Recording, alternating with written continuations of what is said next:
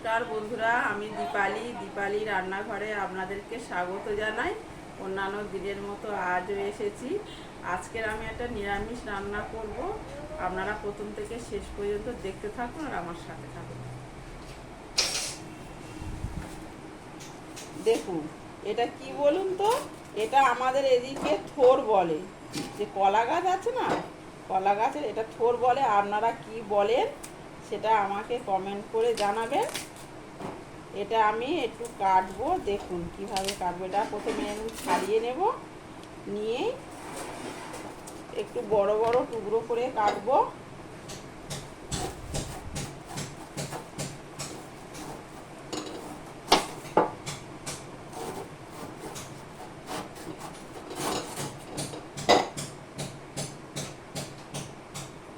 এইগুলো ফেলে দেব। এই দেখুন কিরকম একটা সুতোর মতো একটা থাকে, দেখুন এটা এরকম ফেলে দেব। দিয়ে এবারে বড় বড় টুকরো করে নেব। এইরকম বড় বড় টুকরো করব। এইভাবে পুরোটা কেটে নেব।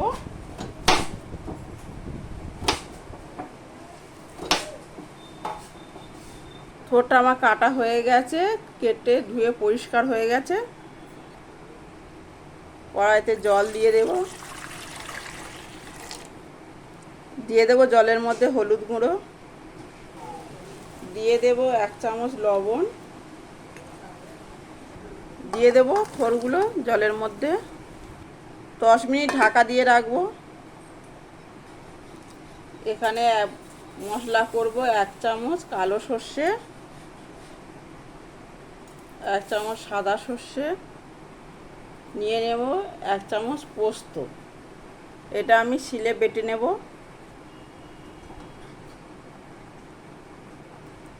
পনেরো মিনিট পরে এসেছি, এবার জল ঝরিয়ে তুলে নেব।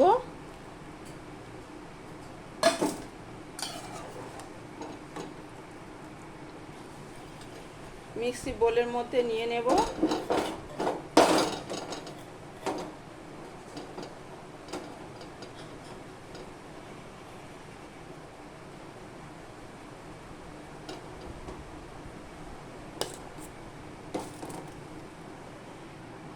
দিয়ে দেব 4টে কাঁচা লঙ্কা আর একটু আদার টুকরো দিয়ে পেস্ট করে নেব। দিয়ে দেব 1 চামচ কালো জিরে,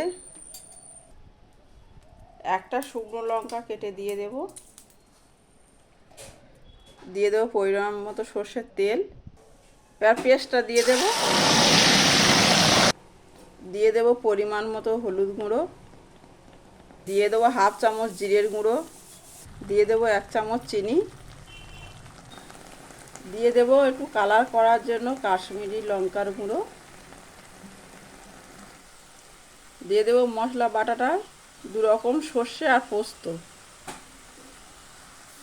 লবণ দিয়ে সিদ্ধ করা ছিল, ওই জন্য এবারে আমি কম পরিমাণে লবণটা দেব। দেখুন এটা আমার হয়ে গেছে। এবার আমি নামিয়ে নেব। এই রকম শুকনো শুকনো করে নেবেন।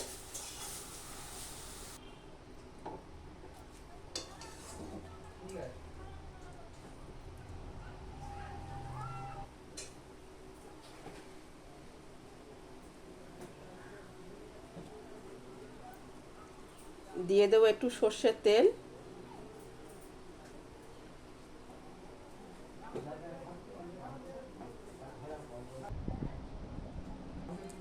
নিরামিষ দিনে আপনারা এই রকমই থোড়ের রেসিপিটা আপনারা বাড়িতে একবার হলেও করে খেয়ে দেখবেন। গরম গরম ভাতের সাথে খুবই ভালো লাগবে। আপনাদের এই রেসিপিটা যদি আপনাদের ভালো লেগে থাকে তাহলে আপনারা অবশ্যই ইউটিউব থেকে দেখে সাবস্ক্রাইব করবেন। আর আমার ফেসবুক পেজ আপনারা ফলো করবেন। আপনারা সুস্থ থাকুন, ভালো থাকুন, এই বলে আমার রান্নাটা আজ এখানেই শেষ করলাম। আর করলাম যখন একটু টেস্ট করেও দেখি কেমন হয়েছে।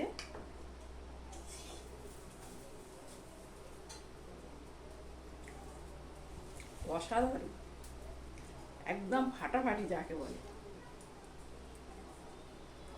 গরম গরম ভাতের সাথে একদম জমে যাবে। আমিষ তো আমরা সবসময়ই করে খাই, কিন্তু মাঝে মাঝে এরকম নিরামিষ রান্না সত্যিই খুব ভালো লাগে।